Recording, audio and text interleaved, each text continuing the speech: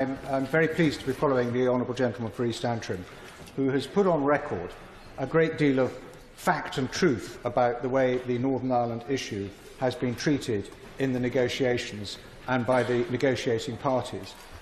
What he missed out in his remarks was, of course, until the Varadkar government was elected, this wasn't an issue.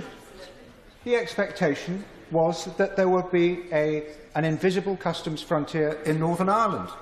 And that was confirmed by Bertie Ahern when he gave interviews on the subject.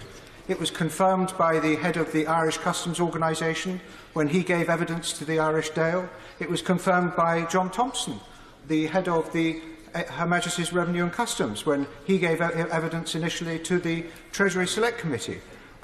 This was not an issue until it was made an issue. And we're being asked to believe two extraordinary things. One is that the Irish Republic itself might put infrastructure at the border of Northern Ireland, when the only reason the Irish Republic itself recognises that there is a frontier between the Republic of Ireland and Northern Ireland is because they signed the Good Friday Agreement, the Belfast Agreement. And the other thing we are being asked to do is, of course, when President Juncker appeared in front of the Dáil a few months ago and was pressed to give an assurance that he would not force the Republic to put infrastructure at the border, he more or less gave that assurance, and actually what was perfectly clear is that he was not going to say, we will force you to put infrastructure at the border. So it's clear that the EU is not going to force anyone to put infrastructure at the border. And finally, it is still the policy of the government that we might leave even without a withdrawal agreement on WTO terms. Under such circumstances, we are not going to put any infrastructure at the Irish border in Northern Ireland. And we will challenge the Irish Republic and the EU Commission not to do the same in the interests of peace in Northern Ireland. It's perfectly possible to manage a frontier-free customs frontier in Northern Ireland, and of course that is what will happen. And it is pure obstinacy on the part of the Commission that they will not negotiate with the United Kingdom a free trade agreement on the basis of making an agreement with the whole of the United Kingdom instead of excluding the Northern Ireland. I give way to my honourable friend. Very grateful. He's making some very good points. I certainly don't argue that we should be members of Customs Union, but the Freight Trade Association recently talked about a situation where a trailer full of 40 different consignments goes from Birmingham to Belfast and then goes into 40 different white vans in Belfast. How does he propose we would track and meet our responsibility to pay customs on the...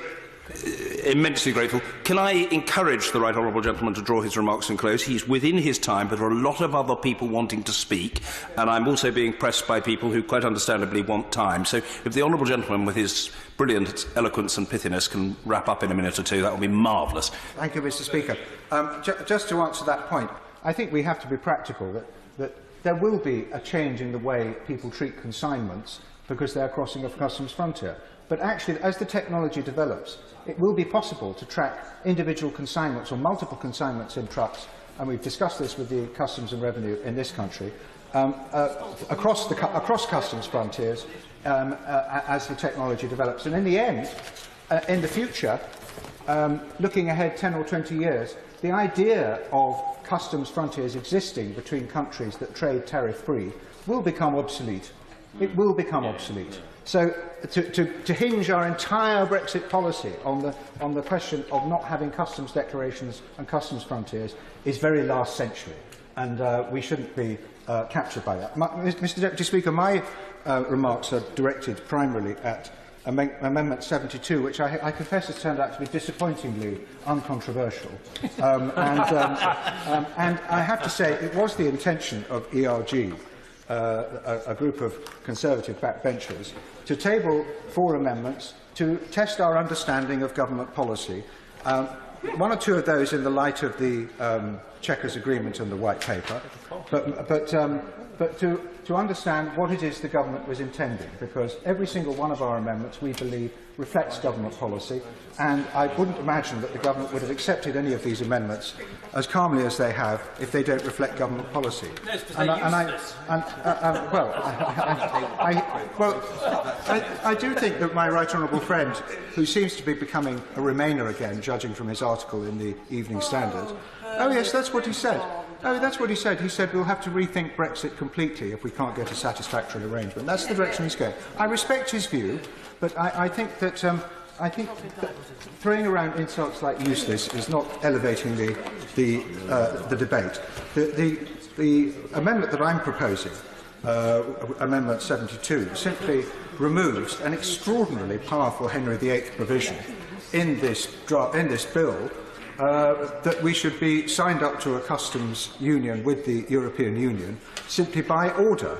And I thought what is sauce for the gander, in fact, the amendment that my right honourable learned friend for Beaconsfield applied to clause 9 of the European withdrawal bill, I thought what is sauce for the goose is sauce for the gander, and I don't suppose I shall hear him speaking against this particular amendment, because this puts Parliament back in control of the decision to join a customs union with the European Union, and that is what I think we should do. And I just end on this one point, Mr. Speaker.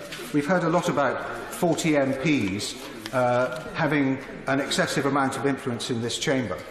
In fact, there are 17.4 million people who voted Leave in the referendum, and 70% of Conservative MPs represent Leave constituencies, 60% of Labour MPs represent Leave constituencies, and